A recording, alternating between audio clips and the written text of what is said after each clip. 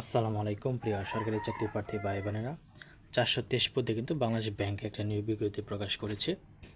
তো সেটা নিয়ে আজকে আলোচনা করব। ভিডিওটি কিন্তু খুবই মানে অনেকগুলো পদেই করেছে, তো বিস্তারিত আলোচনা করবো। তো ভিডিওটি শেষ পর্যন্ত দেখুন। আর এই ধরনের সরকারি চাকরি সার্কুলার আপডেট পেতে চ্যানেলটা সাবস্ক্রাইব করে সঙ্গে থাকুন। ব্যাংকার সিলেকশন কমিটি বিএসসির সদস্যভুক্ত বিভিন্ন ব্যাংক আর্থিক প্রতিষ্ঠান নিম্নোক্ত পদসমূহ নিয়োগের নিমিত্ত প্রতিযোগিতামূলক পরীক্ষার মাধ্যমে প্যানেল প্রস্তুতির লক্ষ্যে প্রকৃত বাংলাদেশি নাগরিক নিয়োগের অনলাইনে দরখাস্ত আহ্বান করা যাচ্ছে। 1 নম্বর সিনিয়র অফিসার গ্রেড 9 দেখতে পাচ্ছেন। বেতন 35-36টি, ব্যাংক আর্থিক প্রতিষ্ঠান অগ্রণী ব্যাংক পিএলসি 30টি, বাংলাদেশ ডেভেলপমেন্ট ব্যাংকে পিএলসি 6টি।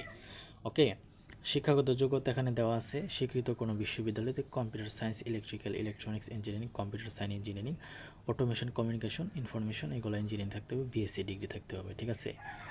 তারপর মাধ্যমিক সার্টিফিকেট সমান তদুত্ত পর্যায়ে পরীক্ষা ন্যূনতম 2টিতে প্রথম বিভাগ শ্রেণী থাকতে হবে। গ্রেডিং পদ্ধতির ফলাফলের ক্ষেত্রে সরকারি নীতিমালা প্রযোজ্য হবে। শিক্ষা জীবনে কোনো পরীক্ষায় তৃতীয় বিভাগের শ্রেণী গ্রহণযোগ্য হবে না। এরপর রয়েছে অফিসার আইটি। এখানে দেখতে পাচ্ছেন সোনালী ব্যাংক পিএলসিতে 146 জনকে নিবে, মোট 231টি পদ। রূপালী ব্যাংকে নেবে, কর্মসংস্থান ব্যাংকে নেবে। এবং শিক্ষাগত যোগ্যতা দেখতে পাচ্ছেন এখানে, আমি আর বললাম না। অ্যাসিস্ট্যান্ট প্রোগ্রামার 28 জনকে নেবে। সোনালী ব্যাংক পিএলসি 14টি, রাজশাহী কৃষি ব্যাংক 3টি, ইনভেস্টমেন্ট কর্পোরেশন ব্যাংক 2টি। তারপর রয়েছে কর্মসংস্থান ব্যাংক 9টি। তারপর শিক্ষাগত যোগ্যতা কিন্তু এখানে দেওয়া আছে। 4 নম্বর অ্যাসিস্ট্যান্ট ইঞ্জিনিয়ার। ঠিক আছে, অ্যাসিস্ট্যান্ট ইঞ্জিনিয়ার এখানেও কিন্তু 14 জনকে নেবে এবং শিক্ষাগত যোগ্যতা কিন্তু এখানে দেওয়া আছে। আপনারা দেখে নেন, একটু পরে নেন, ভিডিওটা পজ করে। সহকারী সিস্টেম ইঞ্জিনিয়ার গ্রেড 9 3 জনকে নেবে। কর্মসংস্থান ব্যাংক 3 জনকে নেবে। শিক্ষিত বিশ্ববিদ্যালয় হতে computer science, electrical, electronic BSc degree লাগবে আর কি। ঠিক আছে। তারপর 6 নম্বর অ্যাসিস্ট্যান্ট ডাটাবেস অ্যাডমিনিস্ট্রেটর, এটাও সোনালী ব্যাংক পিএলসিতে শিক্ষাগত যোগ্যতা এখানে দেখতে পাচ্ছেন। 7 নম্বর অ্যাসিস্ট্যান্ট সিস্টেম অ্যানালিটিস্ট, এখানেও কিন্তু 2 জনকে নেবে। শিক্ষাগত যোগ্যতা কিন্তু দেখতে পাচ্ছেন। 8 নম্বর অ্যাসিস্ট্যান্ট ডাটাবেস 1 জনকে নেবে, রাজশাহী কৃষি ইউনিয়ন ব্যাংকে নেবে এটা। তারপর হচ্ছে প্রোগ্রামার 6 জনকে নেবে, এটা নেবে মানে আনসার বিটিপি ইউনিয়ন ব্যাংকে। তারপর 10 নম্বর ডাটাবেস অ্যাডমিনিস্ট্রেটর, এটা নেবে আপনার 2 জনকে। ঠিক আছে, এখন আমরা একটু পড়বো সকল পদের জন্য শিক্ষাগত যোগ্যতার মান নির্ধারণকারী নির্দেশনা।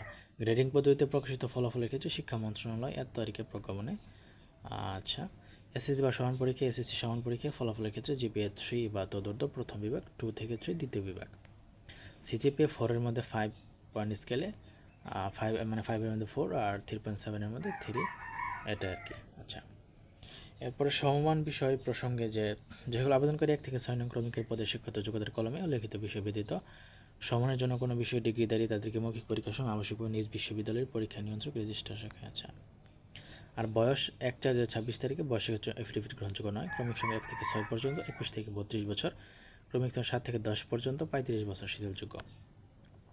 আবেদনপত্র দাখিল তারিখ শেষ সময় 1/9 মানে 1 সেপ্টেম্বর কিন্তু শেষ সময় রাত 12টায়, 1 সেপ্টেম্বর আবেদনের শেষ সময়। ঠিক আছে। তারপর ফি প্রদান, পেমেন্ট ভেরিফিকেশন, ট্র্যাকিং পেজ সব সংগ্রহের শেষ তারিখ সময় 3/9/2026 মানে 3 সেপ্টেম্বর। আবেদন ফি অফারের যোগ্য 200 আপনার টাকা, 223 টাকা সম্ভবত টেলিরিক্সের মাধ্যমে দিতে পারছি দেখি। আচ্ছা, ওকে, এটা আর কি। আবেদন পদ্ধতি অনলাইন রেজিস্ট্রেশন, এই ওয়েবসাইটে গিয়ে কিন্তু আপনাকে আবেদন করতে হবে, সিবিটিভি দিয়ে এখানে দেওয়া আছে। তারপর প্রার্থীর বিবরণ, প্রার্থীর নাম, পিতা মাতার নাম, তারিখ, এসএসসি সনদ অনুযায়ী অনলাইন আবেদনের লিখতে হবে। প্রার্থীর বর্তমান ঠিকানা, প্রার্থীর বর্তমান বাসস্থানের অবস্থান, নিয়োগ সংক্রান্ত চিঠি পেতে ইচ্ছুক ঠিকানাকে বর্তমান ঠিকানা হিসেবে উল্লেখ করতে হবে। প্রার্থীর স্থায়ী ঠিকানাও, তারপরে ছবি দিতে হবে আপনাকে, স্বাক্ষর দিতে হবে। ঠিক আছে। তারপরে এটাই। এরপরে রয়েছে অ্যাপ্লিকেন্স ফ্রি পেমেন্ট পদ্ধতি, Dutch Bangla bank PLC, financial service, রকেটের অ্যাপ বা ম্যানুয়াল পদ্ধতি, বিল পে অপশন ব্যবহার করে, মানে রকেটের মাধ্যমে আপনাকে ফি দিতে হবে। বিলার আইডি হিসেবে ব্যাংকার সিলেকশন কমিটি সেক্রেটারিয়েট 49-এ সিলেক্ট করতে হবে। জব আইডি এখানে বিস্তারিত দেওয়া আছে। পেমেন্ট ভেরিফিকেশন এখানে দেওয়া আছে, দেখতে পাচ্ছেন। আপনারা একটু পরে নেবেন কষ্ট করে, হ্যাঁ, একটু কষ্ট করে পরে নেবেন। তারপর রয়েছে আরও বেশ কিছু শর্ত এখানে দেওয়া আছে। প্রাথমিকভাবে যোগ্য বিবেচিত সকল প্রার্থীর প্রবেশপত্র নির্বাচনী পরীক্ষা তারিখ সংক্রান্ত বিজ্ঞপ্তি যথাসময়ে বাংলাদেশ ব্যাংকের নিয়োগ সংক্রান্ত ওয়েবসাইট ও প্রযোজ্য ক্ষেত্রে দৈনিক পত্রিকা প্রকাশ হবে। ঠিক আছে। তো এই ছিল কিন্তু আজকের সার্কুলারটি কেমন লাগলো কমেন্টে জানাবেন। আবেদন করতে পারেন যাদের যোগ্যতা আছে। আর আমি কিন্তু আমার চ্যানেলে এই ধরনের সরকারি চাকরির সার্কুলার আপডেট দিয়ে থেকে চ্যানেলটা সাবস্ক্রাইব করে সঙ্গে থাকবেন। ভুল ত্রুটি জন্য ধন্যবাদ সকলকে।